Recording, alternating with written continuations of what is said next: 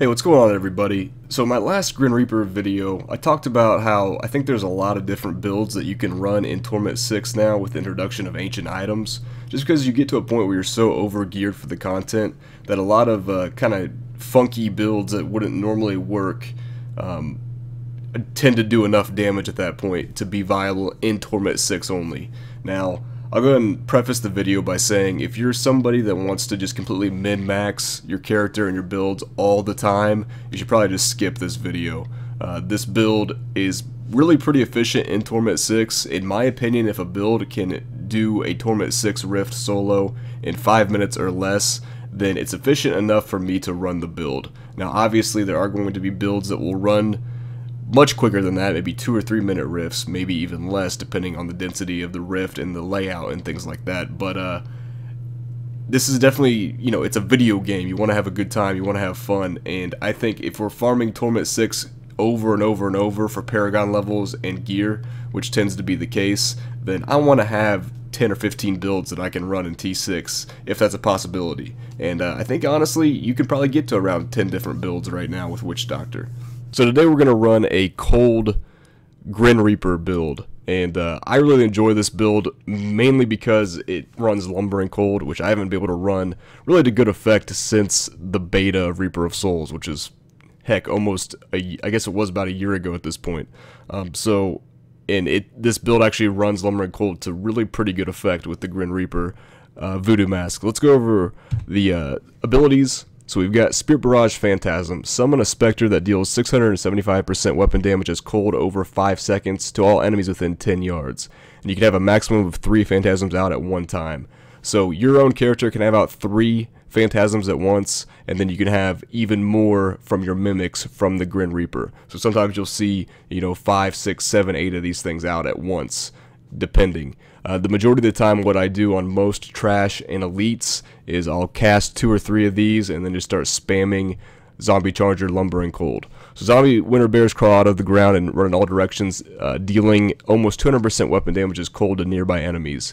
And the thing about this ability is it doesn't look like it does that much damage, but you can position your character to a point where multiple bears are hitting the same target. And so once you do that with a lot of cold damage stacked and things like that, the damage gets much higher than that 200% weapon damage is cold.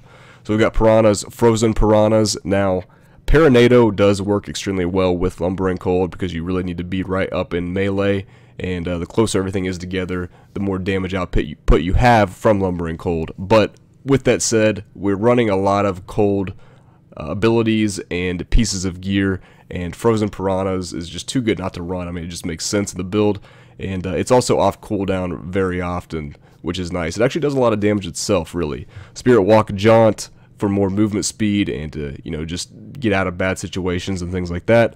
Horrify Stalker for more movement speed as well. We're also going to run a Rochelle's Ring of Larceny for more movement speed in T6. Big Bad Voodoo Slam Dance. Really pretty self-explanatory. More attack speed, more damage for yourself and your pets. We're running Rush of Essence. Really this way that we can spam Zombie Charger Lumbering Cold as much as we want. There's other ways to kind of fix your mana to a point where you don't have to run Rush of Essence, but this is kind of what I settled on that I liked the most for T6. You can run things like Honored Guest, Spirit Walk, and potentially even Reaper's Wraps and stuff like that if you really wanted to. We're running Gruesome Feast. I am running a Ancient Thing of the Deep, so you know, this is a really nice damage buff. We get mana from it, we get intelligence, and all that good stuff. Fetish Sycophants. With Spirit Barrage and Lumbering Cold, we'll have out at least 10 fetishes almost all the time, and honestly we have the max fetishes out the majority of the time. And then Grave Injustice for cooldown reduction more than anything, but the maximum life and mana is also nice when you kill an enemy. Alright, let's take a look at the gear. So obviously we're running the Grin Reaper Voodoo Mask, chance to summon horrific mimics when attacking, and honestly, you'll have out your 2 mimics the majority of the time. They proc really often with Lumbering Cold. One thing to keep in mind is just your positioning. The majority of the time you're going to be in melee range anyway, so it doesn't really matter too much, but just make sure you're positioned in a way that your mimics, when they do cast Lumbering Cold, hit a decent amount of mobs. You know, you don't want them to be completely away from the mobs. Say you're casting Piranhas or Spirit Barrage at range, and then they're not hitting anything with their Lumbering Cold or something like that. So just keep that in mind. The positioning is relatively important in the build. We've got Zombie Charger damage on there for our Lumbering Cold with crit chance, and then I'm running a life percentage gem currently. Again, we're in melee a lot. I'm not running a Unity in the build. Which you could if you wanted to. If you really felt like you needed the Unity, go ahead. I don't really feel like I need to, but I did like to have a little bit more life just because we are in melee range so often. You could definitely run a cooldown reduction gem in the place of the life percentage gem if you wanted to. So we're going to run an Azure Wrath weapon, which it's ancient, so it's got a ton of damage on it. It's not particularly well rolled. It doesn't have main stat on it. You could probably put the main stat instead of weapon damage percentage in that space, but ideally you would have cold damage, a socket, percentage weapon damage, and intelligence would be the ideal setup. But the big selling point with this thing is the 25% chance to freeze on hit, which will proc very often, especially with Lumbering Cold. And then we're also going to run Frostburn Gauntlets. This gives you cold damage. We've got crit chance and cooldown reduction on it with main stat. And then also your cold damage has up to a 38% chance to freeze enemies. So again, another huge chance to freeze, and we're doing, you know, pretty much only cold damage except for our fetish sycophants that come from the passive. Those are physical. Everything else is cold though. So the majority of things are going to be frozen, which kind of brings me back to not really needing to run the Unity in T6.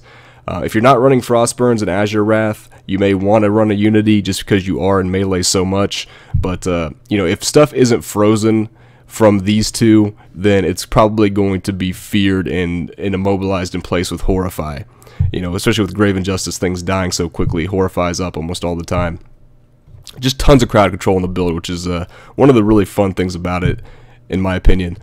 So we're also running a Ancient Thing of the Deep. Again, you know, just an ancient offhand is really what you're looking for. It gives you way more average damage. Really anyone is fine, just roll Zombie Charger damage on it, but I do like the Thing of the Deep, especially since we're running Gruesome Feast to get that pickup radius is pretty nice. Really, as far as boots go, you could probably run illusory boots, something like that, or you could probably get maybe some kind of like Blackthorns setup, get the two-piece bonus going on somehow. At the moment, I'm just running the Zuni Trail because they're ancient for one thing, and they have 15% Zombie Charger damage on them. I'd probably recommend illusory boots, though. That way you can just position yourself properly for your Lumbering Cold. And again, with the pants, really just any good pants with a decent amount of toughness on them. Ideally, you want them to be ancient for the extra int and vitality. You can probably just craft a pair if you want to. There's not really any pants in particular that are that great. Like I said before, you could definitely go Blackthorn's boots, pants, get you that bonus there if you wanted to. Get you a little bit extra elite damage. We've got a Witching Hour, not particularly well rolled, but again, just the extra attack speed for your pets, and the crit damage is also really nice. We are not running a Ring of Royal Grandeur, so we're actually running a actual 3-piece Augilds. So we've got the Augilds Search, which is ancient with cold damage on there and crit chance. Then we've got the chest piece with life percentage, and then Augilds Power with life percentage and cooldown reduction. We're not running Zuni, which I have messed around with Zuni in this build a little bit, and the 4-piece is nice. The biggest issue that I have with that is the cold fetish army is like by far the worst fetish army. You only get 5 fetishes out of it. Now the cool thing about it is they're skeletons. They actually have a different skin to them and they look awesome, but you know, overall it's just not it's probably the worst one. It's either the worst one or the second to the worst fetish army rune. So hopefully they buff that soon. If they do so, then I may switch back to running some kind of Zuni setup in this build, but not running Zuni allowed me to run a Stone of Jordan with cold damage. This is relatively well rolled. Ideally, I would like to have probably crit damage instead of a main stat on this thing, but you know, overall 20% cold damage, 30% elite damage, and a socket with intelligence is really, really nice. And then I can also run a Rochelle's Ring of Larceny this way, because otherwise I would have to either run a Zuni Pox or a Ring of Royal Grandeur to get the Zuni 4-piece setup going on. So we got the Rochelle's Ring of Larceny, which is also ancient, so it's got a lot of intelligence, crit chance, and then a 59% increased movement speed for 4 seconds after fearing an enemy, which it has a 4.1% chance to fear on hit as a secondary on the ring, and then also obviously Horrify Stalker is going to be fearing enemies to get that movement speed boost. So we're also going to run a S of Johan. I've been pretty much running this in all my videos lately. It's just one of my better amulets, and the effect is really nice, especially in this build, since I already talked about we're running Frozen Piranhas instead of Paranado. To group everything together pretty often for your Lumber and Cold is actually extremely good and will definitely maximize your damage with everything being grouped up like that. So let's talk about the legendary gems we're running. Bane of the Trapped is pretty much a no-brainer with all of the crowd control effects, the control and pairing effects that we're running. I mean, we're going to be getting this damage boost all the time, and on top of that, we're going to be in melee range, so we're getting the secondary effect as well to proc the first effect. So just a fantastic gem in this build. We're going to run a Bane of the Powerful, 20% increased damage for 55 seconds after killing an elite pack, and then a static 15% extra damage versus elites. And then the third gem we're going to run is the Marinate Teardrop of the Star Weaver. I've messed around with a few different gems in this third slot. This is by far my favorite. Gives you a really good amount of single target damage, especially on bosses, and it procs like crazy from Lumber and Cold. You'll see it be procking just all the time. Tons of damage from this thing. This gem actually really put the build over the top for me. I was playing around with the build, and it felt pretty cool, and I liked it, and it was relatively powerful, but once I put this into the socket here on this ring, the build was just awesome. It's like really fun to play, and it's really pretty powerful. Again, it's a Torment 6 specific build, but you could probably push potentially like into like early 30 greater rifts or something with a maximized min-maxed build of this, but it's not going to go any farther than that. It's really just for fun T6 farming. As far as Paragon points go, in core, get as much movement speed as you need. I have 11% on my boots, so we got 14% here. Then max out your intelligence. Offense-wise, really get as much crit chance as you want. You want at least 50% chance to crit. That way, you got that crit chance for your pets, but a lot of your damage, you have a lot of damage coming from your pets, but a lot of it's coming from your character and your mimics. So, I mean, more crit chance, the better. I think I've got around 54% right now, something like that. Then go crit damage. Then I'm going to attack speed, mainly just to buff my pets' damage, because attack speed directly buffs your pets, and then CDR. You could probably go CDR before attack speed, though, but the crit chance, crit damage is most important.